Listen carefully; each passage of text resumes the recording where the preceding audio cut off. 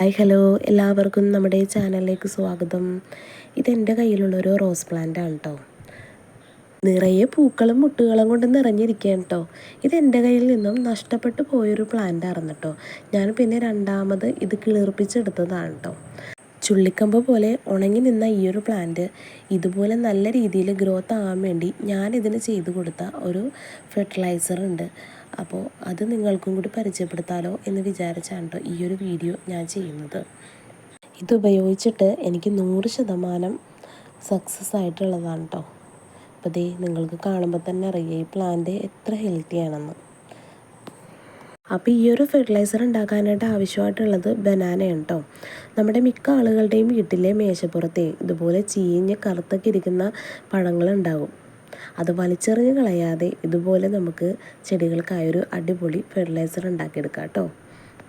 ഇതുണ്ടാക്കാനായിട്ട് പഴം തന്നെ വേണമെന്നില്ല കേട്ടോ, പഴത്തിൻ്റെ തൊലി ആയാലും മതി. ബനാനയിൽ ധാരാളമായി പൊട്ടാസ്യവും ഫൈബറും അടങ്ങിയിട്ടുണ്ട്. അത് നമ്മുടെ ചെടികളുടെ ഗ്രോത്തിനും ചെടികൾക്ക് പൂക്കളും കായ്കളും ഉണ്ടാവാനൊക്കെ ഹെൽപ്പ് ചെയ്യുന്ന ഒന്നാണ് കേട്ടോ.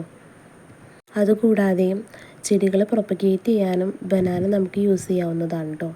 അതിനായിട്ട് ചെടി നടാനെടുക്കുന്ന പ്രോട്ടീൻ മിക്സിലേക്ക് ബനാനയുടെ പീല് ഉണങ്ങിയത് നമുക്ക് ചേർത്ത് കൊടുക്കാവുന്നതാണ് കേട്ടോ.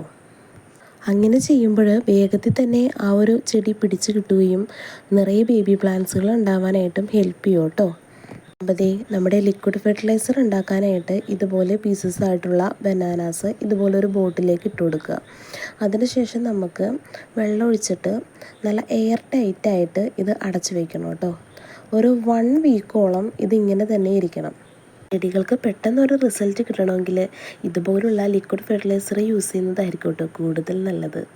കാരണം ഖരാവസ്ഥയിലുള്ള ഫെർട്ടിലൈസറിനേക്കാളും വേഗത്തിൽ തന്നെ ഈ ഒരു ഫെർട്ടിലൈസർ മണ്ണിലേക്ക് അലിഞ്ഞു ചേരുകയും ചെടികളുടെ വേരത് വലിച്ചെടുക്കുകയും ചെയ്യുന്നു.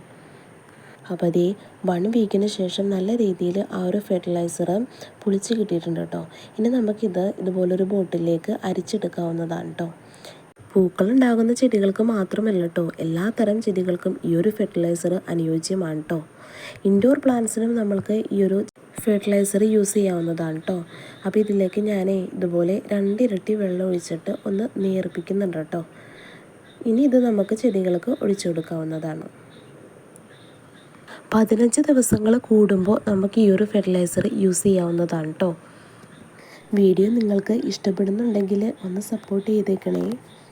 അപ്പോൾ എൻ്റെ വീഡിയോ മുഴുവനായിട്ട് കണ്ടവർക്കും അതുപോലെ തന്നെ പാതി കണ്ട് സ്കിപ്പ് ചെയ്തു പോയവർക്കും എല്ലാവർക്കും താങ്ക്സ് ഫോർ വാച്ചിങ്.